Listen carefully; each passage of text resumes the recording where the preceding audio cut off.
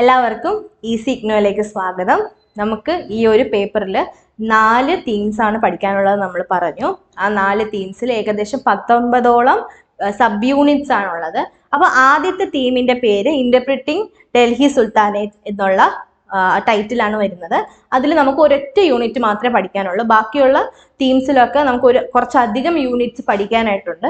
പക്ഷെ ഇവിടെ നമുക്ക് ഒരു യൂണിറ്റ് മാത്രം പഠിച്ചാൽ മതി. ആ യൂണിറ്റിന്റെ പേരാണ് സർവേ ഓഫ് സോഴ്സസ്. പേര് സൂചിപ്പിക്കുന്നത് പോലെ തന്നെ സോഴ്സസ് ഏതൊക്കെയാണ്, ഡൽഹി സുൽത്താനേറ്റുമായിട്ട് ബന്ധപ്പെട്ടിട്ടുള്ള സോഴ്സസ് ഏതൊക്കെയാണ് എന്നുള്ളതാണ് നമ്മൾ ഈ ഒരു യൂണിറ്റിൽ പഠിക്കുന്നത്. ഇതിൽ നമ്മൾ ആദ്യം പഠിക്കുന്നത് അറബിക് ആൻഡ് പേർഷ്യൻ ഹിസ്റ്റോറിക് ട്രഡീഷനെ കുറിച്ചാണ്. അറബിക് ലാംഗ്വേജും പേർഷ്യൻ ലാംഗ്വേജും ആ വേ ഓഫ് ഹിസ്റ്റോറി അല്ലെങ്കിൽ ആ ഹിസ്റ്റോറിയോഗ്രാഫി എങ്ങനെയൊക്കെയാണ് ഡൽഹി സുൽത്താനേറ്റിന്റെ ചരിത്രത്തെ സ്വാധീനിച്ചിട്ടുള്ളത്, ആ ഒരു പോർഷനിൽ നിന്ന് നമുക്ക് എന്തെല്ലാം സോഴ്സസ്, അറബിക് പേർഷ്യൻ ഹിസ്റ്റോറിയോഗ്രാഫിയിൽ നിന്ന് എന്തെല്ലാം സോഴ്സസ്, അറിവുകൾ, ഡൽഹി സുൽത്താനേറ്റുമായിട്ട് ബന്ധപ്പെട്ട അറിവുകൾ നമുക്ക് എന്തൊക്കെ ലഭിച്ചു എന്നുള്ളത് നമ്മൾ ആദ്യത്തെ ഒരു പോർഷനിൽ നോക്കുന്നുണ്ട്. അത് കഴിഞ്ഞ് പൊളിറ്റിക്കൽ ക്രോണോളജീസ് ഓഫ് ഡൽഹി സുൽത്താനേറ്റ്, ഈ ഒരു ചാപ്റ്ററിന്റെ ഒരു ഹൃദയഭാഗം എന്ന് തന്നെ നമുക്ക് വേണമെങ്കിൽ പറയാം. ഈ ഒരു പോർഷൻ ഭയങ്കര ഇമ്പോർട്ടൻ്റ് ആയിട്ടുള്ള ഒരു പോർഷനാണ്. ഒരുപാട് എസ്സേ ക്വസ്റ്റ്യൻസ് വരാൻ ചാൻസ് ഉള്ള ഒരു പോർഷനാണ്. അതായത് നമ്മൾ ഇതിലൊരു 8 ഹിസ്റ്റോറിയൻസിനെ കുറിച്ച് പഠിക്കുന്നുണ്ട്. ആ 8 ഹിസ്റ്റോറിയൻസിൻ്റെയും അവരെഴുതിയിട്ടുള്ള ഒഫീഷ്യൽ ആയിട്ടുള്ള അക്കൗണ്ട്സുകൾ, അതായത് അവരുടെ ബുക്കുകൾ, പുസ്തകങ്ങളെ കുറിച്ച് നമ്മൾ ഇതിൽ പഠിക്കുന്നുണ്ട്. അപ്പോൾ ഈ ഒരു 8 പേരിൽ ആദ്യത്തെ നമ്മൾ പഠിക്കുന്നത് ഹസീൻ നിസാമിയെ കുറിച്ച് പഠിക്കുന്നുണ്ട്. നെക്സ്റ്റ് വരുന്നത് മിൻഹാജ് ഉസ് സിറാജ് ജുസ്ജാനിയെ കുറിച്ച് പഠിക്കുന്നത്, ഒരു ചരിത്രകാരനാണ്. നെക്സ്റ്റ് നമ്മൾ പഠിക്കുന്നത് സിയാവുദ്ദീൻ ബറാനിയെ കുറിച്ച് പഠിക്കുന്നു. അമീർ ഖുസ്രു, താഹിർ പെറു, ഇസാമി, ഷമാസ്, സിറാജ് അഫീഫ്. നെക്സ്റ്റ് നമ്മൾ ലാസ്റ്റ് ആയിട്ട് പഠിക്കുന്നത് യാഹ്യ ബിൻ അഹമ്മദ് സിർഹിന്ദി. ഇവരാണ് നമ്മൾ ഇതിൽ പ്രധാനമായിട്ട് പഠിക്കുന്ന 8 ഹിസ്റ്റോറിയൻസ്. അവരുടെ പുസ്തകങ്ങൾ ഏതൊക്കെയാണെന്ന് പഠിക്കുന്നുണ്ട്. നെക്സ്റ്റ് നമ്മൾ പഠിക്കാൻ പോകുന്ന പോർഷൻ ഇൻഷ ട്രഡീഷനെ കുറിച്ച് പഠിക്കുന്നുണ്ട്. അതും അത്യാവശ്യം ഇമ്പോർട്ടൻ്റ് ആയിട്ടുള്ള ഒരു പോർഷൻ തന്നെയാണ് ഈ ഒരു യൂണിറ്റിൽ വരുന്നത്.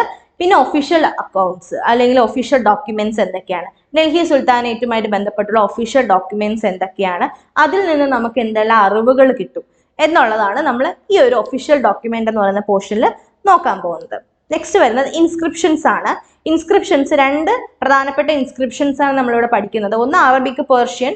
നെക്സ്റ്റ് പഠിക്കുന്നത് സാൻസ്ക്രിറ്റ് ആണ്. സാൻസ്ക്രിറ്റ് ഇൻസ്ക്രിപ്ഷൻസ് എങ്ങനെയെല്ലാം ഡൽഹി സുൽത്താനേറ്റിന്റെ ചരിത്രത്തെ സ്വാധീനിച്ചിട്ടുണ്ട് എന്നുള്ളത് നമ്മൾ ഈ ഒരു പോർഷനിൽ നോക്കുന്നുണ്ട്. നെക്സ്റ്റ് വരുന്നത് സൂഫി റൈറ്റിംഗ്സ് ആണ്. സൂഫി റൈറ്റിംഗ്സ് എങ്ങനെയാണ്, സൂഫി റൈറ്റിംഗ്സിൽ എന്തൊക്കെയാണ് ഡൽഹി സുൽത്താനെ കുറിച്ച് പറഞ്ഞിട്ടുള്ളത്, എന്തൊക്കെ നമുക്ക് അതിൽ നിന്ന് ഇൻഫോർമേഷൻസ് കിട്ടി എന്ന് നമ്മൾ പഠിക്കുന്നുണ്ട്. നെക്സ്റ്റ് വരുന്നത് അറബ് അക്കൗണ്ട്സ് ആണ്. അറബ് അക്കൗണ്ട്സിൽ നമ്മൾ നോക്കുന്നത് അറബ് ജോഗ്രഫേഴ്സ് അക്കൗണ്ട് നോക്കുന്നുണ്ട്. ഇബിൻ ബത്തൂത്തയുടെ വർക്ക്സ് ഏതൊക്കെയാണെന്ന് നമ്മളിതിൽ പഠിക്കുന്നുണ്ട്. കുറച്ച് ഡിഫൈൻ ചെയ്ത് നമ്മൾ പഠിക്കുന്നുണ്ട്. ലാസ്റ്റ് ആൻഡ് ഫൈനൽ നമ്മൾ നോക്കുന്നത് literature in regional languages. Regional ലാംഗ്വേജസിൽ ഉണ്ടായിട്ടുള്ള സാഹിത്യങ്ങൾ എങ്ങനെയൊക്കെയാണ് ഡൽഹി സുൽത്താനേറ്റിന് ഹിസ്റ്ററിയെ സ്വാധീനിച്ചിട്ടുള്ളത്, എങ്ങനെയാണ് ഇൻഫ്ലുവൻസ് ചെയ്തിട്ടുള്ളത് നമ്മൾ നോക്കുന്നുണ്ട്. അപ്പോൾ ഇത്രയാണ് നമ്മൾ യൂണിറ്റ് ഫസ്റ്റിൽ നോക്കുന്നത്. യൂണിറ്റ് ഫസ്റ്റിൽ നമ്മൾ കൂടുതലായിട്ട് നോക്കുന്ന ഞാൻ നേരത്തെ പറഞ്ഞ ഹിസ്റ്റോറിയൻസിൻ്റെയും അവരുടെ അക്കൗണ്ട്സും നമ്മൾ നല്ല രീതിയിൽ പഠിക്കണം, കമ്പയർ ചെയ്ത് പഠിക്കേണ്ടി വരും. അത്യാവശ്യം ടഫായിട്ടുള്ള വേർഡ്സ് നമ്മൾ അതിൽ പഠിക്കുന്നുണ്ട്. അതായത് ഓതേഴ്സിന്റെ പേര്, ഹിസ്റ്റോറിയൻസിന്റെ പേരായിരുന്നാൽ അവരുടെ വർക്ക്സ് ആയിരുന്നാൽ കുറച്ച് ഡിഫിക്കൽട്ടാണ് നമുക്ക് പഠിക്കാനായിട്ട്. അതുകൊണ്ട് നല്ല രീതിക്ക് മനസ്സിലാക്കി പഠിക്കാനായിട്ട് ശ്രമിക്കുക. യൂണിറ്റ് ഫസ്റ്റിന്റെ ടൈറ്റിൽ എന്ന് പറയുന്നത് ഇന്റർപ്രറ്റിംഗ് ദ ഡൽഹി സുൽത്താനേറ്റ് ആണ്. നമ്മൾ ഡൽഹി സുൽത്താനേറ്റിനെ ഇന്റർപ്രറ്റ് ചെയ്യാൻ പോവാണ്. നമ്മൾ കേട്ടിട്ടുള്ള ഒരു പോർഷനാണ് ഡൽഹി സുൽത്താനേറ്റിനെ കുറിച്ച്. അപ്പൊ അതിൽ യൂണിറ്റ് ഫസ്റ്റ് ഒരൊറ്റ യൂണിറ്റേ ഉള്ളൂ ഫസ്റ്റ് തീമിൽ. അതിൽ സർവേ ഓഫ് സോഴ്സസ്, അതിൽ ഏതൊക്കെയാണ് വരുന്നതെന്ന് ഞാൻ നേരത്തെ നിങ്ങൾക്ക് പറഞ്ഞു തന്നിട്ടുണ്ടായിരുന്നു. അപ്പൊ ഇനി നമ്മൾ എന്താണ് ഡൽഹി സുൽത്താനേറ്റിനെ ഇന്റർപ്രറ്റ് ചെയ്യുന്നതിന് മുമ്പായിട്ട് നമ്മൾ അറിഞ്ഞിരിക്കേണ്ട കാര്യം, ഡൽഹി സുൽത്താനേറ്റ് ആരായിരുന്നു, ഏകദേശം ഒരു 5 വംശങ്ങൾ, ഈ ഒരു 5 ഡൈനാസ്ട്രീസ് ഡൽഹി സുൽത്താനേറ്റിൽ ഉണ്ടായിരുന്നു. അവരെ 5 പേരെയും ചേർത്താണ് നമ്മൾ ഡൽഹി സുൽത്താനേറ്റ് എന്ന് പറയുന്നത്. അത് നമുക്ക് ജസ്റ്റ് ഒന്ന് മെൻഷൻ ചെയ്തിട്ട് നമുക്ക് പാഠഭാഗത്തിലേക്ക് കിടക്കാം. 1206 മുതൽ 1526 വരെ ഡൽഹി ക്യാപിറ്റൽ ആയിട്ട് ഭരിച്ചിരുന്ന രാജവംശത്തെയാണ് നമ്മൾ എന്ത് പറയുന്നത്, ഡൽഹി സുൽത്താനേറ്റ് എന്ന് പറയുന്നത്. ഇതിൽ 5 ഡൈനാസ്ട്രീസ് ആണ് ഉള്ളത്. മാംലുക് ഡൈനാസ്ട്രി, ഖൽജി ഡൈനാസ്ട്രി, തുഗ്ലക്, സെയ്ദ്, ലോധി 5 ഡൈനാസ്ട്രീസ് ആണ് ഉള്ളത്. ഈ 5 ഡൈനാസ്ട്രീസിനെ കുറിച്ച് നമ്മളിവിടെ പഠിക്കുന്നുണ്ട്. ഒറ്റ ഡൈനാസ്ട്രി ആയിട്ട് നമ്മൾ പഠിക്കുന്നില്ല. അപ്പൊ നിങ്ങൾക്ക് എന്താണ് ഡൽഹി സുൽത്താനേറ്റ് എന്നുള്ളത് മനസ്സിലായല്ലോ. ഇനി നമുക്ക് പാഠഭാഗത്തിലേക്ക് കിടക്കാം. പാഠഭാഗത്തിലേക്ക് കിടക്കുമ്പോൾ ഒബ്ജക്റ്റീവ്സിനെ കുറിച്ച് അതിൽ പറഞ്ഞിട്ടുണ്ട്. അതിന് താഴെ നമുക്ക് ഇൻട്രൊഡക്ഷനിൽ പറഞ്ഞിട്ടുള്ളത് പ്രധാനമായിട്ട് 3 ക്വസ്റ്റ്യൻസ് ആണ് ഈ ഒരു ചാപ്റ്ററിൽ ചോദിക്കുക അല്ലെങ്കിൽ നമുക്ക് പറയാനായിട്ട് ഉദ്ദേശിക്കുന്നത്. അതിൽ ഒന്നാമത്തെ കാര്യം എന്ന് പറയുന്നത് എന്താണ് ചരിത്രമെന്നും ചരിത്രകാരന്മാർ എങ്ങനെയാണ് ഹിസ്റ്ററി എഴുതിയിരുന്നതും എന്നാണ് നമ്മൾ നോക്കുന്നത്. രണ്ടാമതായിട്ട് നോക്കുന്നത് എന്തിനാണ് അവർ ചരിത്രം എഴുതിയിരുന്നത്, എന്ത് പർപ്പസിന് വേണ്ടിയിട്ടാണ് എഴുതിയിരുന്നത് എന്ന് നമ്മൾ ചോദിക്കുന്നുണ്ട്, അല്ലെങ്കിൽ ഒരു ക്വസ്റ്റ്യൻ ആയിട്ട് വരുന്നുണ്ട്, അല്ലെങ്കിൽ ആ ക്വസ്റ്റ്യൻ ആൻസർ നമുക്ക് ഈ പാഠഭാഗത്ത് നിന്ന് കിട്ടുന്നതാണ്. പിന്നീട് നമ്മൾ മൂന്നാമതായിട്ട് നോക്കുന്നത് നമുക്കറിയാം മുമ്പത്തെ ഉള്ള ചരിത്രത്തിന് കമ്പയർ ചെയ്ത് നമ്മൾ ഇപ്പോൾ നോക്കുമ്പോൾ മുമ്പ് കൂടുതലായിട്ടും ചരിത്രകാരന്മാർ ചരിത്രം എഴുതിയിരുന്നത് എന്തിന്റെ അടിസ്ഥാനത്തിലാണ്? റിലീജിയസിന്റെ അടിസ്ഥാനത്തിലാണ്. അവരെല്ലാം ഡിവൈൻ ആയിട്ടാണ് അവർ കണ്ടിരുന്നത്. നമ്മളിപ്പോൾ ഈജിപ്ഷ്യൻ സിവിലൈസേഷൻ നോക്കിയാലും ഏത് സിവിലൈസേഷൻസ് നോക്കിയാലും ദൈവത്തിന് അവർ കൂടുതൽ പ്രാധാന്യം കൊടുത്തിട്ടുണ്ട്. സെയിം അത് തന്നെ നമ്മൾ ഡൽഹി സുൽത്താനേറ്റ് നോക്കുമ്പോഴും മനസ്സിലാക്കാൻ സാധിക്കുന്നത്. കൂടുതലായിട്ടും ഓൾമൈറ്റിക്കാണ് അവർ കൂടുതൽ പ്രാധാന്യം കൊടുത്തിട്ടുള്ളത്. അതിൽ റിലീജിയസ് ആയിട്ടുള്ള കാര്യങ്ങൾക്കാണ് കൂടുതൽ പ്രാധാന്യം കൊടുത്തിട്ടുള്ളത്. നമുക്കറിയാം ചരിത്രം എന്ന് പറയുന്നത് എപ്പോഴും ഒരുപോലെ ഇരിക്കില്ല, അല്ലെ? മാറ്റങ്ങൾ സംഭവിച്ചുകൊണ്ടേയിരിക്കുന്നു.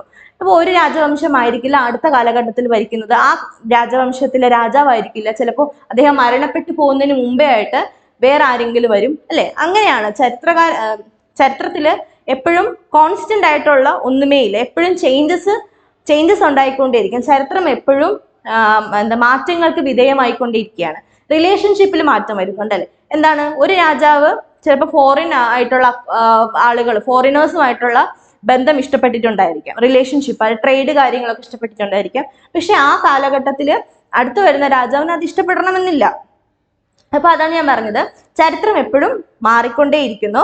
ഈ ഡൽഹി സുൽത്താനേറ്റിന്റെ കാലഘട്ടത്തിലേക്ക് നമ്മൾ വരുമ്പോൾ കൂടുതലായിട്ടും ഡെവലപ്മെന്റ് ഉണ്ടായിട്ടുള്ളത് ലിറ്ററേച്ചർ മേഖലയിലാണ്. സാഹിത്യ മേഖലയിൽ, സാംസ്കാരിക മേഖലയിലൊക്കെ ധാരാളം മാറ്റങ്ങൾ നമുക്ക് ഡൽഹി സുൽത്താനേറ്റിന്റെ ചരിത്രം പഠിക്കുമ്പോൾ നമുക്ക് മനസ്സിലാവും. ധാരാളം ലാംഗ്വേജസ്, റീജിയണൽ ലാംഗ്വേജസ് ഒരുപാട് ഡെവലപ്പ് ചെയ്ത് വന്നിട്ടുണ്ട്. അതിൽ പ്രധാനമായിട്ടും നമുക്ക് ഉറുദു എന്ന് പറയുന്ന ലാംഗ്വേജിനെ പറയാം. ഉറുദു എന്ന് പറയുന്ന ഭാഷയ്ക്ക് ഒരു ഒറിജിൻ ഉണ്ടാവുകയും അത് കുറച്ചുകൂടെ എക്സ്പാൻഡ് ചെയ്ത് കുറച്ചുകൂടെ ഗ്രോത്ത് ഉണ്ടാവുകയും ചെയ്തത് ഈ പറയുന്ന ഡൽഹി സുൽത്താനേറ്റിന്റെ കാലഘട്ടത്തിലാണ്. അത് മാത്രമല്ല ഒരുപാട് വർക്ക്സ് ഈ വേറെ ലാംഗ്വേജസും റീജിയണൽ ലാംഗ്വേജസിനെ ഇൻഫ്ലുവൻസ് ചെയ്തിട്ടുണ്ട്. അതിൽ പ്രധാനപ്പെട്ടതാണ് അറബിക് ലാംഗ്വേജ്, പേർഷ്യൻ ലാംഗ്വേജ് പോലെയുള്ളത്. വേറൊന്ന് നമുക്ക് പറയാം, ഹിന്ദി വർക്ക്സ് എഴുതിയിരുന്ന അമീർ ഖുസ്രുവിനെ കുറിച്ച് നമ്മൾ ചിലപ്പോൾ ചെറിയ ക്ലാസ്സിൽ ഹിന്ദി പോയറ്റ് ആയിട്ട് അല്ലെങ്കിൽ അദ്ദേഹത്തിന്റെ പോയിന്റ്സ് ഒക്കെ പഠിക്കാത്തവർ വളരെ കുറവായിരിക്കും. അമീർ ഖുസ്രുവിന്റെ വർക്ക്സ്, ഹിന്ദി വർക്ക്സ് ഒക്കെ ഒരുപാട് ഇൻഫ്ലുവൻസ് ചെയ്തിട്ടുണ്ട് റീജിയണൽ ലാംഗ്വേജസ് ഡെവലപ്പ് ചെയ്യാൻ വേണ്ടിയിട്ട്. അതുപോലെ തന്നെ ജയസി എന്ന് പറയുന്ന ഒരു ബംഗാൾ വൈഷ്ണവേറ്റ് പോയറ്റ് ഉണ്ടായിരുന്നു. അദ്ദേഹത്തിന്റെ വർക്ക്സും ഈ പറയുന്ന റീജിയണൽ ലാംഗ്വേജസ് ഡെവലപ്പ് ആവുകയും അതുവഴി സാഹിത്യവും കൾച്ചറും സാംസ്കാരികമായിട്ടുള്ള കാര്യങ്ങളിൽ വികസനം ഉണ്ടായിട്ടുണ്ട്. അപ്പൊ ഇതാണ് ജസ്റ്റ് ഒരു ഇൻട്രൊഡക്ഷൻ ആയിട്ട് വരുന്നത്.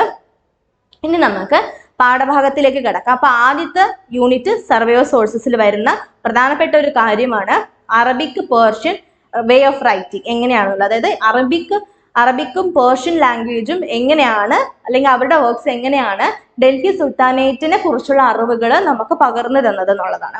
അപ്പൊ ആദ്യം നമുക്ക് ഈ അറബിക്കും പേർഷ്യനും ഒരുപോലെ ഒരു കോറിലേഷൻ ഉള്ള ഒരു ലാംഗ്വേജ് ആണ്. നമ്മൾ ഈ എഴുതുന്ന രീതി വരുമ്പോൾ അവർക്ക് സിമിലാരിറ്റീസും ഉണ്ട്, കുറച്ച് ഡിഫറൻസും ഉണ്ട്. അതായത് അവിടെ എഴുത്ത രീതിയിൽ കുറച്ച് സിമിലാരിറ്റീസും ഉണ്ട്, കുറച്ചധികം ഡിഫറൻസും ഉണ്ട്. ആദ്യം നമുക്ക് അറബിക് എന്താണെന്ന് നോക്കാം. അറബിക്കിലേക്ക് വരുമ്പോൾ നമുക്കറിയാം ഇസ്ലാമിക് വേൾഡിന്റെ അവരുടെ ഒരു ഡിവൈൻ ആയിട്ടുള്ള ഒരു ലാംഗ്വേജ് ആണ് അറബി എന്ന് പറയുന്നത്, അല്ലെ? അറബി എന്ന് പറയുന്ന ആ ഒരു ലാംഗ്വേജ് ഒരുപാട് ഓൾഡസ്റ്റ് ആയിട്ടുള്ള ലാംഗ്വേജ് കൂടിയാണ്. ഇസ്ലാമിക് വേൾഡിനെ സംബന്ധിച്ചിടത്തോളം അത് ഡിവൈൻ ആയിട്ടുള്ള ലാംഗ്വേജ് ആണ്. One of the most oldest ആയിട്ടുള്ള ലാംഗ്വേജ് ആണ് അറബിക് എന്ന് പറയുന്നത്. കെ നിസാമി എന്ന് പറയുന്ന ചരിത്രകാരന്റെ അഭിപ്രായത്തിൽ അറബി എന്ന് പറയുന്ന ഈ ലാംഗ്വേജ്, അറബിക് എന്ന് പറയുന്ന ലാംഗ്വേജ് ഒരുപാട് ഡെമോക്രാറ്റിക് ഐഡിയോളജീസ് അല്ലെങ്കിൽ ഡെമോക്രാറ്റിക് ഐഡിയാസിന് ചെറിഷ് ചെയ്യുന്ന ഒന്നാണെന്നാണ് കെ നിസാമി എന്ന് പറയുന്ന ചരിത്രകാരന്റെ അഭിപ്രായത്തിൽ പറയുന്നത്. അത് മാത്രമല്ല, ഈ പറയുന്ന അറബിക് ഹിസ്റ്റോറിക് വേ ഓഫ് റൈറ്റിംഗിൽ എല്ലാ കാര്യങ്ങളെ കുറിച്ചും പ്രതിപാദിച്ചു പോകുന്നുണ്ട്. സോഷ്യോ എക്കണോമിക് റിലേഷൻഷിപ്സ്, അല്ലെങ്കിൽ സാധാരണ ആളുകളുടെ ജീവിതങ്ങൾ, റിലീജിയസ്, ഡെമോക്രാറ്റിക് അപ്രോച്ചുകൾ, ഇതൊക്കെ ഒരുപാട് പ്രതിഫലിക്കുന്ന ഒന്നാണ് അറബിക് അക്കൗണ്ട് എന്ന് പറയുന്നത്. ഇപ്പൊ നമുക്കറിയാം ഒരു ലാംഗ്വേജ് എന്ന് പറയുന്നത്, ലാംഗ്വേജിൽ എഴുതുന്ന വർക്ക് എപ്പോഴും ഭയങ്കര പ്രത്യേകത നിറഞ്ഞായിരിക്കും. പ്രത്യേകിച്ച് ഒരു റീജിയണൽ ലാംഗ്വേജ് ആണെങ്കിൽ എങ്ങനെയായിരിക്കും, ആ റീജിയണൽ ലാംഗ്വേജ് പ്രാദേശിക ഭാഷയാണല്ലോ, അത് ഒരുപാട് ഫേമസ് ആയിരിക്കത്തില്ല. അപ്പൊ എന്താണ്, അത് സംസാരിക്കുന്ന ആളുകളുടെ സംസ്കാരം നമുക്ക് ഈ ഭാഷയിലൂടെ, എഴുത്തിലൂടെ മനസ്സിലാക്കാൻ സാധിക്കുന്നു. അപ്പൊ അറബിക് എന്ന് പറയുന്ന ഒരു ലാംഗ്വേജിൽ നമുക്കറിയാം അതൊരു ഇസ്ലാമിക് ലാംഗ്വേജ് ആണെന്നറിയാം, വേൾഡ് വൈഡ് ആയിട്ടുള്ള അംഗീകരിച്ച ഒരു ലാംഗ്വേജ് ആണ്. അപ്പൊ ഈ ലാംഗ്വേജിൽ എഴുതുന്ന റൈറ്റിംഗ്സിന്റെ പ്രത്യേകത എന്തായിരിക്കും? കോമൺ ആയിട്ടുള്ള ആളുകൾ വരും അല്ലെ, രാജാക്കന്മാർ വരും, റൂളേഴ്സ് വരും, എലൈറ്റ് പീപ്പിൾ വരും, സാധാരണക്കാരായ ആളുകളുടെ ജീവിത രീതികൾ എങ്ങനെയായിരുന്നു എന്നുള്ളതിനൊക്കെ കൂടുതലായിട്ട് അറബിക് എന്ന് പറയുന്ന ലാംഗ്വേജ് നമുക്ക് കാണാനായിട്ട് സാധിക്കും, അല്ലെങ്കിൽ അവിടെ വർക്കിൽ കാണാനായിട്ട് സാധിക്കും. സോ അറബിക് ഹിസ്റ്റോറിക് ട്രഡീഷനെ നമുക്ക് ഹിസ്റ്ററി ഓഫ് ദ ഏജ് എന്ന് നമുക്ക് വിലയിരുത്താം. എന്താണ് ഹിസ്റ്ററി ഓഫ് ദ ഏജ് എന്ന് നമുക്ക് അറബിക് എന്ന് പറയുന്ന ലാംഗ്വേജിനെ കുറിച്ച്, അല്ലെങ്കിൽ ആ ഒരു ലാംഗ്വേജിനെ നമുക്ക് വ്യാഖ്യാനിച്ച് പറയാം. ദ ചെയിൻ ഓഫ് നറേറ്റേഴ്സ് ആണ് മറ്റ് അറബിക് ഈ പറയുന്ന വേ ഓഫ് ഹിസ്റ്റോറിയോഗ്രാഫിയിൽ പറയാൻ പറ്റുന്ന ഒന്ന്. ചെയിൻ ഓഫ് നറേറ്റേഴ്സ് അഥവാ സനത് എന്ന് നമ്മൾ അതിനെ പറയാറുണ്ട്. ചെയിൻ ഓഫ് നറേറ്റേഴ്സ് എന്ന് പറയുന്നത് ഞാൻ പറഞ്ഞത് എന്താന്ന്, ഇപ്പൊ നമുക്കറിയാം നബി ഉണ്ടല്ലോ, നബിയുടെ വചനങ്ങള് താഴെത്തട്ടിലുള്ള ബാക്കിയുള്ള ആളുകൾ കേൾക്കുന്നുണ്ട്, അദ്ദേഹത്തിന്റെ അനുയായികൾ അത് കേൾക്കുന്നുണ്ട്. അത് അവരെന്ത് ചെയ്യുന്നുണ്ട്, പകർത്തി ചിലപ്പോൾ അത് വായ്മൊഴിയായിട്ട് പോകാറുണ്ട്. സാധാരണ പഴയ കാലഘട്ടത്തിൽ എങ്ങനെയാണ്, ഓറൽ ആയിട്ടുള്ള കാര്യങ്ങളാണ് സ്പ്രെഡ് ചെയ്ത് പോകുന്നത് അല്ലേ, ഒരിക്കലും എഴുതുന്ന രീതി വളരെ കുറവായിരുന്നു. പിൽക്കാലത്താണ് എഴുതുന്ന രീതി ഭയങ്കര ഫേമസ് ആയിട്ട് അല്ലെങ്കിൽ പോപ്പുലർ ആയിട്ട് വന്നത്. ആദ്യം എങ്ങനെയായിരുന്നു, അത് ഓറലായിരുന്നു. ഇപ്പൊ ഞാൻ പറയുന്ന കാര്യം എൻ്റെ ശിഷ്യന്മാരത് കേൾക്കുന്നു, അത് സ്പ്രെഡ് ചെയ്യുന്നു. ചിലപ്പോൾ അതിൽ എക്സാജറേഷൻസ് ഉണ്ടാവാം, ചിലപ്പോൾ അത് ഞാൻ പറഞ്ഞതിനേക്കാളും കുറച്ച് കുറവായിരിക്കും പറഞ്ഞു കൊടുക്കുന്ന ബാക്കിയുള്ളവർക്കല്ലേ. അങ്ങനെ വരാതിരിക്കാൻ വേണ്ടി, ഇതെല്ലാം ഖുറാനിൽ എഴുതപ്പെട്ട കാര്യങ്ങളാണല്ലേ, അപ്പൊ ഇതൊന്നും വരാതിരിക്കാൻ വേണ്ടിയിട്ട് സത്യസന്ധമായിട്ടുള്ള കാര്യങ്ങൾ മാത്രം കേൾക്കുക എന്നുള്ള ഒരു കാര്യം നമ്മൾ ഈ ഇസ്ലാമിക് പരമായിട്ടുള്ള റിലീജിയസിൽ പ്രധാനമായിട്ട് പറയുന്നുണ്ട്. ഇപ്പൊ നമ്മളൊരു കാര്യം പ്രവാചകൻ പറയുന്ന സമയത്ത് അതിന് അതേ കോണ്ടെക്സ്റ്റ് തന്നെ എടുക്കണം. അതിൽ എക്സാജറേഷൻസ് വരുത്താൻ പാടില്ല, അതിനെ കുറച്ച് പറയാൻ പാടില്ല, അങ്ങനെയാണ് പറയുന്നത്. അപ്പൊ അതിന് ചെയിൻ ഓഫ് നറേറ്റേഴ്സ് എന്ന് പറയുന്നത് ഇതൊരു ചെയിൻ ആണ്. ഈ ചെയിനിൽ സത്യസന്ധമായിട്ടുള്ള കാര്യങ്ങൾ മാത്രമേ പറയാൻ പാടുള്ളൂ. അപ്പൊ അതാണ് ഈ ഒരു ഇസ്ലാമിക് റിലീജിയൻ കൂടുതലായിട്ടും ഫോക്കസ് ചെയ്യുന്നത്. ഇനി നമ്മൾ നോക്കാൻ പോകുന്ന ഈ ഒരു കോണ്ടെക്സ്റ്റുമായിട്ട് ബന്ധപ്പെട്ടിട്ട് കുറച്ച് ചരിത്രകാരന്മാർ അല്ലെങ്കിൽ കുറച്ച് പുസ്തകങ്ങളെ കുറിച്ച് പഠിക്കാനുണ്ട്. അതിൽ പ്രധാനപ്പെട്ട ഒന്നാണ് അൽ ബലാദൂരിയുടെ ഫുത്വ ഉൾ ബുൽദാൻ എന്ന് പറയുന്ന പുസ്തകം. ഈ പുസ്തകം ഈ പറയുന്ന പോലെ ചെയിൻ ഓഫ് നറേറ്റേഴ്സുമായിട്ട് ബന്ധപ്പെട്ടിട്ട് അല്ലെങ്കിൽ ആ ഒരു കോണ്ടെക്സ്റ്റിൽ എഴുതിയ ഒരു പുസ്തകമാണ്. അടുത്ത ഒരു ചരിത്രകാരനാണ് എൽ മസൂദി. ഇദ്ദേഹം ഒരു ട്രാവലറാണ്. ഇദ്ദേഹം ധാരാളം പുസ്തകങ്ങൾ രചിച്ചിട്ടുണ്ട്. അതിൽ കൂടുതലും ഡൽഹി സുൽത്താനേറ്റുമായിട്ട് ബന്ധപ്പെട്ട് കിട്ടുന്ന ഇൻഫോർമേഷൻസ് ഒരുപാട് ഇദ്ദേഹത്തിന്റെ പുസ്തകത്തിൽ നിന്ന് കിട്ടിയിട്ടുണ്ട്. ഇദ്ദേഹത്തിന്റെ പ്രധാനപ്പെട്ട ഒരു വ്യൂ എന്ന് പറയുന്നത്, അല്ലെങ്കിൽ അദ്ദേഹം എഴുതിയിരുന്ന രീതി എന്ന് പറയുന്നത്, ഹിസ്റ്ററിയെ ജോഗ്രഫിയുമായിട്ട് ബന്ധപ്പെടുത്തിയാണ് അദ്ദേഹം ചരിത്രം കൂടുതലായിട്ടും എഴുതിയിട്ടുള്ളത്. ഇത് അദ്ദേഹത്തിന്റെ ഒരു പ്രത്യേകതയാണ്. ആരുടെ? അൽ മസൂദി എന്ന് പറയുന്ന ചരിത്രകാരന്റെ. അപ്പൊ അദ്ദേഹം ഒരു ട്രാവലറാണ്. ഇന്ത്യയും ശ്രീലങ്കയൊക്കെ സന്ദർശിച്ചിട്ടുള്ള ഒരു വ്യക്തിയാണ്. അദ്ദേഹത്തിന്റെ റൈറ്റിംഗ് രീതി എന്ന് പറയുന്നത് കൂടുതലായിട്ടും ചരിത്രത്തെ ജോഗ്രഫിയുമായിട്ട് ബന്ധപ്പെടുത്തിയാണ് അദ്ദേഹം ചരിത്രം രചിച്ചിരുന്നത്. അദ്ദേഹത്തിന്റെ ഒരു പ്രത്യേകത ഞാൻ പറഞ്ഞത് ചരിത്രം ജോഗ്രഫിയുമായിട്ട് ബന്ധിപ്പിച്ചു എന്നുള്ളത്. ഏകദേശം ഒരു 11ാം നൂറ്റാണ്ടായപ്പോഴേക്കും ഇതിന് ചെറിയൊരു മാറ്റം വരാൻ തുടങ്ങി. നമുക്കറിയാം ഇസ്ലാം എന്ന് പറയുന്ന മതം ഒറിജിൻ ചെയ്തത് ഏകദേശം 8ാം നൂറ്റാണ്ടോട് കൂടി എന്നാണ് പറയപ്പെടുന്നത്. 11ാം നൂറ്റാണ്ട് വരെ ഈ ഒരു അറബിക് വേ ഓഫ് റൈറ്റിംഗ് ഒക്കെ നല്ല രീതിയിൽ എന്ത് ചെയ്യായിരുന്നു, നല്ല ഫ്ലറിഷ് ആയിട്ട് അല്ലെങ്കിൽ നല്ല ചെറിഷ് ആയിട്ട് വന്നുകൊണ്ടിരിക്കുകയായിരുന്നു. 11ാം നൂറ്റാണ്ട് കഴിഞ്ഞപ്പോഴേക്കും ഈ അറബിക് വേ ഓഫ് റൈറ്റിംഗിൽ കുറച്ച് മാറ്റങ്ങൾ വരാനായിട്ട് തുടങ്ങി. അതിലൊന്നാമത്തെ കാര്യം എന്ന് പറയുന്നത് ഞാൻ നേരത്തെ പറഞ്ഞ പോലെ കൂടുതലായിട്ടും ജോഗ്രഫി ഹിസ്റ്ററിയുമായിട്ട് ബന്ധപ്പെടുത്തി കോറിലേഷൻ കൊടുത്ത് അങ്ങനെയൊക്കെ ആയിരുന്നു ചരിത്രകാരന്മാർ എഴുതുന്നത്. അതിൽ പ്രധാനപ്പെട്ട ഒരാളായിരുന്നു അൽ മസൂദി എന്ന് പറയുന്നത്. ഒരു 11ാം നൂറ്റാണ്ടായപ്പോഴേക്കും അറബിക് ഹിസ്റ്റോറിയോഗ്രാഫിയിൽ മാറ്റങ്ങൾ വരാൻ തുടങ്ങി.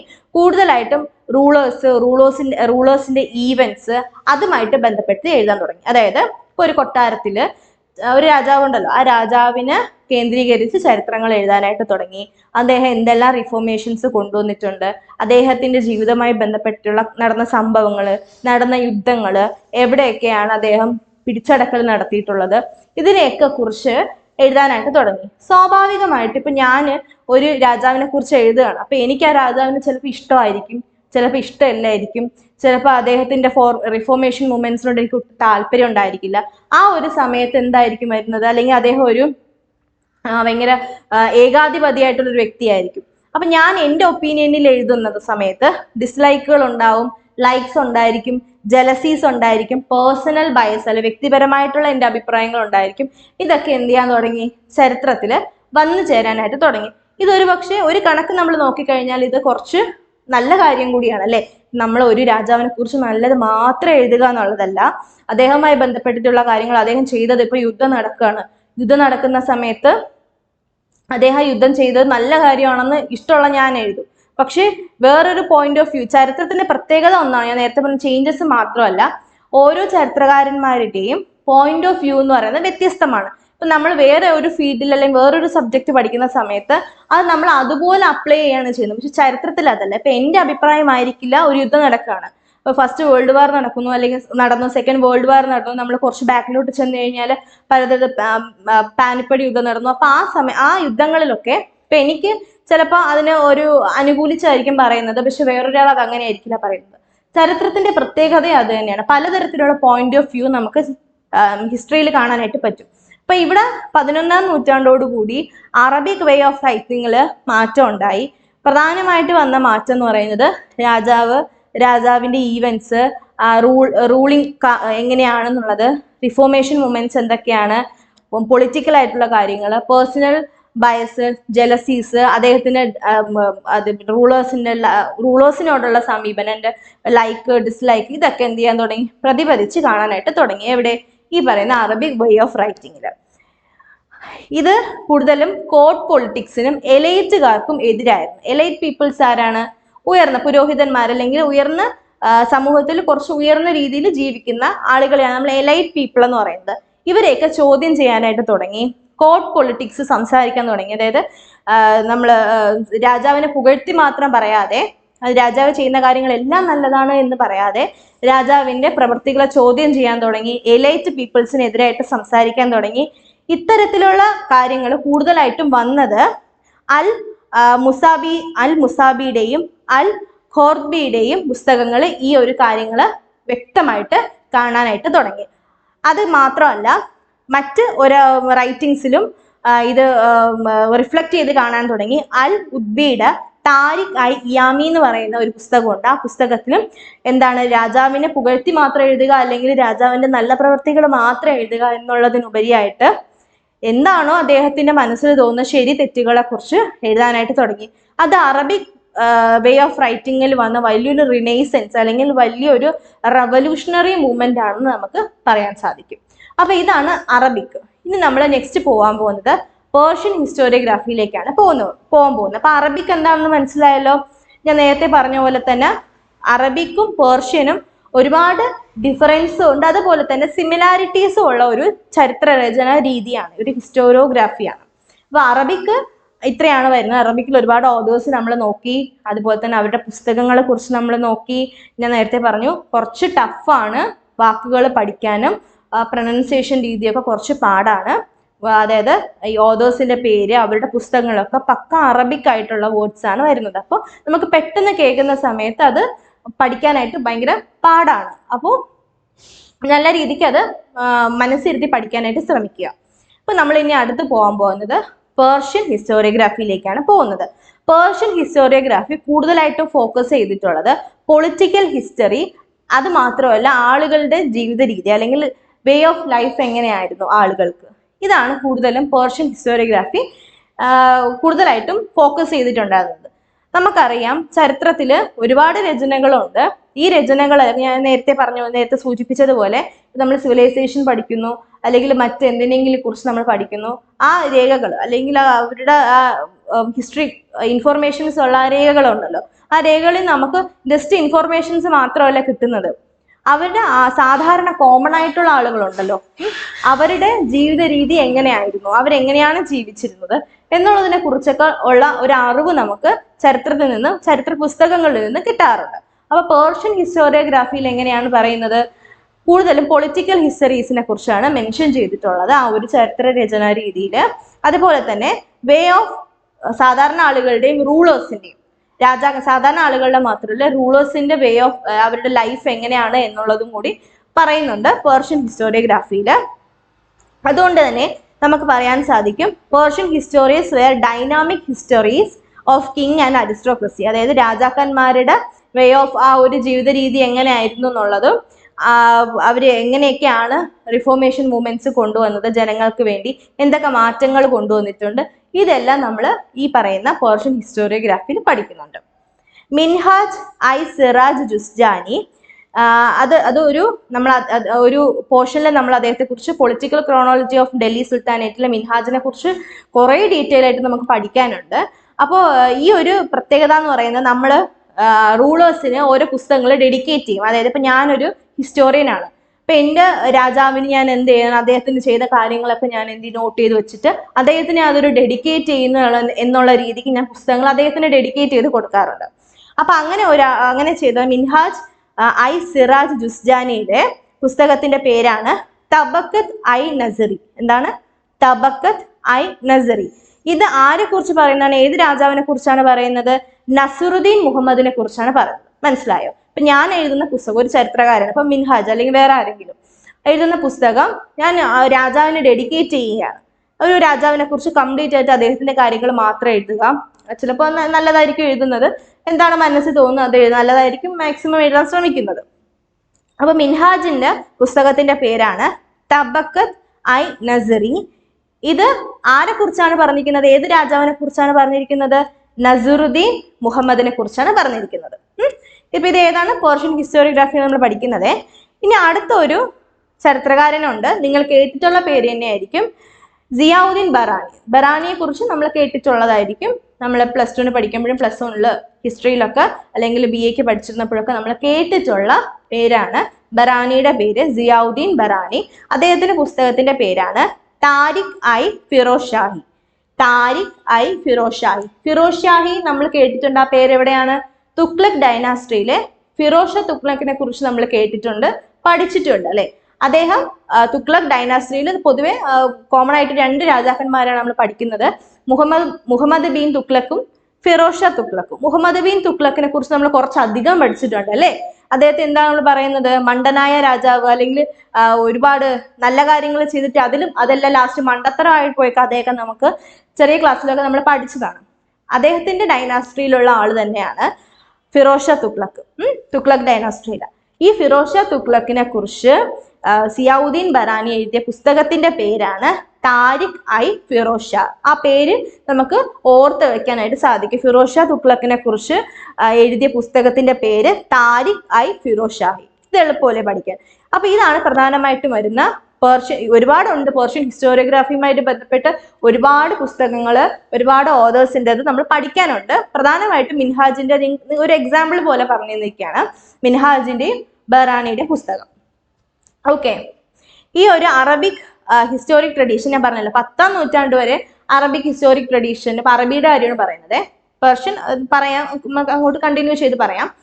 അറബിക് ഏകദേശം 10ാം നൂറ്റാണ്ട് വരെ അറബിക് പ്രോമിനന്റ് ആയിട്ട് നിന്നിരുന്നു. ഞാൻ നേരത്തെ കുറച്ചു മുമ്പ് ഞാൻ പറഞ്ഞതാണ്, 11ാം നൂറ്റാണ്ടിന് ശേഷമാണ് അറബിക് ഹിസ്റ്റോറിയോഗ്രാഫിയിൽ മാറ്റങ്ങൾ സംഭവിക്കാനായിട്ട് തുടങ്ങിയത്. 10ാം നൂറ്റാണ്ട് വരെ ഏകദേശം പ്രോമിനന്റ് ആയിട്ട് നിന്ന എല്ലാ ചരിത്രരചന രീതി വെച്ച് നോക്കിയാലും ഏറ്റവും ഹയസ്റ്റ് ആയിട്ട് നിൽക്കുന്നത് അറബിക് ആയിരുന്നു എന്നുള്ളത് നമ്മൾ പറഞ്ഞു 10ാം നൂറ്റാണ്ട് വരെ. അതിനുശേഷമാണ് പേർഷ്യൻ റിനൈസൻസ് ഉണ്ടാവുന്നത്. അതിനുശേഷമാണ് പേർഷ്യൻ ഹിസ്റ്റോറിയോഗ്രാഫി കുറച്ച് അപ്ലിഫ്റ്റ് ചെയ്തായിട്ട് വന്നതായിട്ട് കാണപ്പെടുന്നത്. അപ്പൊ പേർഷ്യൻ റിനൈസൻസിന് പേർഷ്യൻ റിനൈസൻസ് നടന്നത് ഫിർദൌസിയുടെ കീഴിലും അതിനുശേഷം ഷെയ്ഖ് സായിദി സിറാജിയുടെ കീഴിലുമാണ് പേർഷ്യൻ റിനൈസൻസ് നടന്നിട്ടുള്ളത്. പേരുകൾ വ്യക്തമായിട്ട് കേൾക്കുക, പഠിക്കുക. കുറച്ച് ടഫായിട്ടുള്ള പേരുകളാണ്, ഓർത്ത് എടുക്കാനായിട്ട് ശ്രമിക്കുക. അതിനുശേഷം പേർഷ്യൻ ഹിസ്റ്റോറിയോഗ്രാഫി അറബിക് ഹിസ്റ്റോറിയോഗ്രാഫിയുടെ മുകളിലേക്ക്, അല്ലെങ്കിൽ കുറച്ച് പ്രോമിനന്റ് ആയിട്ട് അറബിക് ചരിത്രരചനാ രീതിക്ക് കുറച്ച് മേൽക്കോയ്മ കുറയുകയും പേർഷ്യൻ ഹിസ്റ്റോറിയോഗ്രാഫി കുറച്ച് മുന്നിലേക്ക് വരികയും ചെയ്തു 10ാം നൂറ്റാണ്ടിന് ശേഷം. ഏകദേശം 11ാം നൂറ്റാണ്ടോട് കൂടി അറബിക്കിന് ഒരുപാട് മാറ്റങ്ങളൊക്കെ വന്നു അല്ലെ. അതിനുശേഷമാണ് പേർഷ്യൻ ഹിസ്റ്റോറിയോഗ്രാഫി കുറച്ച് അതിന് മുകളിലേക്ക് പ്രോമിനന്റ് ആയിട്ട് കയറി വന്നത്. ചാച്ച് നാമ എന്ന് പറയുന്ന പുസ്തകം നമ്മൾ കേട്ടിട്ടുള്ളതായിരിക്കും. ചാച്ച് നാമ ആരുടേതാണ്? മുഹമ്മദ് ബിൻ ഖാസിയുടേതാണ് അല്ലെ. അത് ആ ഒരു പുസ്തകത്തില് പേർഷ്യൻ ഹിസ്റ്റോറിയോഗ്രാഫിയിൽ വരുന്ന മറ്റൊരു പുസ്തകമാണ് ചാച്ച് നാമ. പിന്നെ വരുന്നത് അൽ ബിറൂണിയാണ്, ബറൂണി അല്ല, അൽ ബിറൂണിയുടെ, മാറിപ്പോയത്, ബറാണിയെ കുറിച്ച് നമ്മൾ പിന്നെ പഠിക്കും, സിയാവുദ്ദീൻ ബറാണിയെ കുറിച്ച്. ഇത് ബിറൂണിയാണ്, BI ആണ്. അൽ ബിറൂണിയുടെ കിതാബ് ഉൽ ഹിന്ദ് എന്ന് പറയുന്ന പുസ്തകവും പേർഷ്യൻ ഹിസ്റ്റോറിയോഗ്രാഫിയിൽ കുറച്ച് പ്രോമിനന്റ് ആയിട്ട് നിൽക്കുന്ന ഒരു വർക്കാണ്. അപ്പോൾ നമ്മൾ ഇന്ന് എന്തൊക്കെയാണ് പഠിച്ചത്? ഇന്ന് നമ്മൾ എന്താണ് ഒരു ജസ്റ്റ് ഒരു ഇൻട്രൊഡക്ഷൻ ആയിട്ട് നമ്മൾ പറഞ്ഞു എന്തൊക്കെയാണ് പേർഷ്യൻ അല്ലെങ്കിൽ എങ്ങനെയാണ് പേർഷ്യൻ ഹിസ്റ്റോറിയോഗ്രാഫിയും അറബിക് ഹിസ്റ്റോറിയോഗ്രാഫിയും തമ്മിലുള്ള ഒരു ബന്ധം നമ്മൾ നോക്കി, അല്ലെങ്കിൽ അതിൻ്റെ ഡിഫറൻസ് നമ്മൾ നോക്കി, എങ്ങനെയാണ് അറബിക് പേർഷ്യൻ ലാംഗ്വേജ് അല്ലെങ്കിൽ ആ ഹിസ്റ്റോറിയോഗ്രാഫി ഡൽഹി സുൽത്താനേറ്റിനെ കുറിച്ചുള്ള ഇൻഫോർമേഷൻസ് നമുക്ക് കിട്ടാനായിട്ട് എങ്ങനെയൊക്കെയാണ് സഹായിച്ചത് നമ്മൾ നോക്കി. അറബിക്കിലേക്ക് നമ്മൾ വരുമ്പോൾ നമ്മൾ നോക്കിയത് ഇസ്ലാമിക് വേൾഡിൻ്റെ ഏറ്റവും ഡിവൈൻ ആയിട്ടതും വേൾഡിലെ ഏറ്റവും ഓൾഡസ്റ്റ് ആയിട്ടുള്ള ലാംഗ്വേജ് ആണ് അറബിക് എന്ന് പറയുന്നത്. അറബിയിൽ നമ്മൾ നോക്കി അറബിക് വേ ഓഫ് റൈറ്റിങ്ങിൽ പ്രധാനമായിട്ട് എടുത്തു നിൽക്കുന്ന ഒന്നാണ് ചെയിൻ ഓഫ് നറേറ്റേഴ്സ് എന്ന് പറയുന്നത്. നമ്മൾ നോക്കി എന്താണ് ചെയിൻ ഓഫ് നറേറ്റേഴ്സ് എന്നുള്ളത്. അതിനുശേഷം നമ്മൾ പുസ്തകങ്ങളെ കുറിച്ച് പഠിച്ചു, ഓതേഴ്സിനെ കുറിച്ച് പഠിച്ചു. 10ാം നൂറ്റാണ്ടിന് ശേഷം 11ാം നൂറ്റാണ്ടിൽ അറബിക് ഹിസ്റ്റോറിയോഗ്രാഫിയിൽ ഒരുപാട് മാറ്റങ്ങൾ ഉണ്ടായി. എവിടെയൊക്കെയാണ് മാറ്റങ്ങൾ ഉണ്ടായത്? കൂടുതലായിട്ടും റൂളേഴ്സിനെ കേന്ദ്രീകരിച്ച്, റൂളേഴ്സിന്റെ ഈവെന്റ്സിനെ കേന്ദ്രീകരിച്ച്, കോർട്ടിനെ കേന്ദ്രീകരിച്ച്, കോർട്ട് എന്ന് പറഞ്ഞാൽ എന്താണ്? രാജാവും മന്ത്രിമാരും ഒക്കെ ഇരിക്കുന്ന ആ കോർട്ട്. ആ കോർട്ടിൽ എന്തൊക്കെ മാറ്റങ്ങൾ വരാൻ തുടങ്ങി, അല്ലെങ്കിൽ അത് അവിടെ എന്തൊക്കെ സംഭവിച്ചു എന്നുള്ളത് എഴുതാൻ തുടങ്ങി. പിന്നെന്താണ്, നമ്മൾ ബാക്കിയുള്ള കാര്യങ്ങളിലേക്ക് വരുമ്പോൾ നമ്മൾ റൂളേഴ്സിനെ കുറിച്ച് നമ്മൾ എഴുതുന്ന സമയത്ത് പേഴ്സണൽ ബയസസ് ഉണ്ടാവുന്നു, ജലസീസ് അതിൽ വരുന്നു. ലൈക്ക് നമുക്ക് എൻ്റെ ഇഷ്ടങ്ങളും ഒരു ചരിത്രകാരൻ എന്ന നിലയിൽ എൻ്റെ ഇഷ്ടങ്ങൾ എന്തൊക്കെയാണ്, എൻ്റെ ഇഷ്ടക്കേടുകൾ എന്തൊക്കെയാണ് ആ രാജാവിനെ കുറിച്ച് അല്ലെങ്കിൽ ആ എംപയറിനെ കുറിച്ച് എന്നുള്ളതൊക്കെ പ്രതിപാദിക്കാനായിട്ട് തുടങ്ങി. അപ്പോൾ ഇതാണ് നമ്മൾ അറബിക്കിൽ നോക്കിയത്. പേർഷ്യനിലേക്ക് വരുമ്പോൾ പേർഷ്യൻ ഹിസ്റ്റോറിയോഗ്രാഫിയിൽ കൂടുതലായിട്ടും വരുന്നത് എന്തിനെ കുറിച്ചാണ്?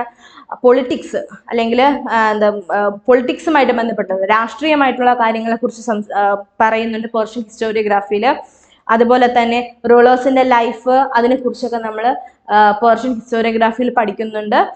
പിന്നെ പേർഷ്യൻ റിനൈസൻസ് നോക്കി, അറബിക്കിന് എവിടെയാണ് പ്രോമിനൻസ് കുറഞ്ഞതും പേർഷ്യൻ അവിടേക്ക് എങ്ങനെയാണ് കയറി വന്നതെന്ന് നോക്കി.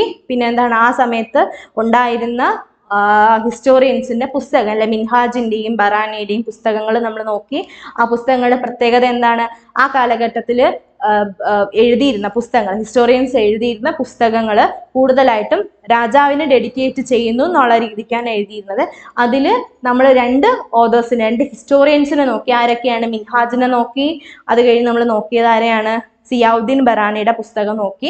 അത് ആർക്കാണ് ഡെഡിക്കേറ്റ് ചെയ്തിരിക്കുന്നതെന്ന് നമ്മൾ പഠിച്ചു. പിന്നെ പഠിച്ചെന്താണ് പേർഷ്യൻ ഹിസ്റ്റോറിയോഗ്രാഫിയുടെ മറ്റ് ചാച്ച് നാമ എന്നുള്ള പുസ്തകത്തിന് നമ്മൾ അതിനെക്കുറിച്ച് പഠിച്ചു. കിതാബ് ഉൽ ഹിന്ദും ഈ പറയുന്ന പേർഷ്യൻ ഹിസ്റ്റോറിയോഗ്രാഫി കുറച്ച് പ്രോമിനന്റ് ആക്കുന്നതാണ്. അപ്പോൾ ഈ ഒരു പോർഷനിൽ വരാൻ ചാൻസ് ഉള്ള ക്വസ്റ്റ്യൻ എന്ന് പറയുന്നത് അറബിക്കും പേർഷ്യൻ തമ്മിലുള്ള ആ ഒരു ഹിസ്റ്റോറിയോഗ്രാഫിയുടെ ചിലപ്പോൾ സിമിലാരിറ്റീസ് എന്തൊക്കെയാണെന്നുള്ള ക്വസ്റ്റ്യൻ ആയിരിക്കും വരുന്നത്, അല്ലെങ്കിൽ ഡിഫറൻസ് നിങ്ങളുടെ ഒപ്പീനിയൻ ചോദിച്ചുള്ള ക്വസ്റ്റ്യൻ ആയിരിക്കും വരുന്നത്. അപ്പോൾ മാക്സിമം ഈ ഒരു പോർഷനിൽ നിന്ന് വരാൻ ചാൻസ് ഉള്ള അറബിക് പേർഷ്യൻ ആയിട്ടുള്ള ആ ഒരു കോണ്ടെക്സ്റ്റിൽ വരുന്ന ക്വസ്റ്റ്യൻസ് ആയിരിക്കും ചോദിക്കാൻ ചാൻസ് ആയിട്ടുള്ളത്. അപ്പോൾ എല്ലാവർക്കും ഇന്നത്തെ ഈ ഒരു പോർഷൻ മനസ്സിലായെന്ന് ഞാൻ വിശ്വസിക്കുകയാണ്. അപ്പോൾ ഇനി നമ്മൾ അടുത്ത പാർട്ടിൽ നമ്മൾ പഠിക്കാൻ പോകുന്നത് പൊളിറ്റിക്കൽ ക്രോണോളജീസ് ഓഫ് ഡൽഹി സുൽത്താനേറ്റിനെ കുറിച്ചാണ്. അതിൽ ഞാൻ ആദ്യം പറഞ്ഞതുപോലെ ഒരു 8 ഹിസ്റ്റോറിയൻസ് അവരുടെ പുസ്തകങ്ങളും അവരുടെ വർക്ക്സ് നമ്മൾ പഠിക്കുന്നുണ്ട്. അപ്പോൾ എല്ലാവർക്കും ഈ ഒരു പോർഷൻ മനസ്സിലായെന്ന് വിശ്വസിക്കുകയാണ്. So thank you so much.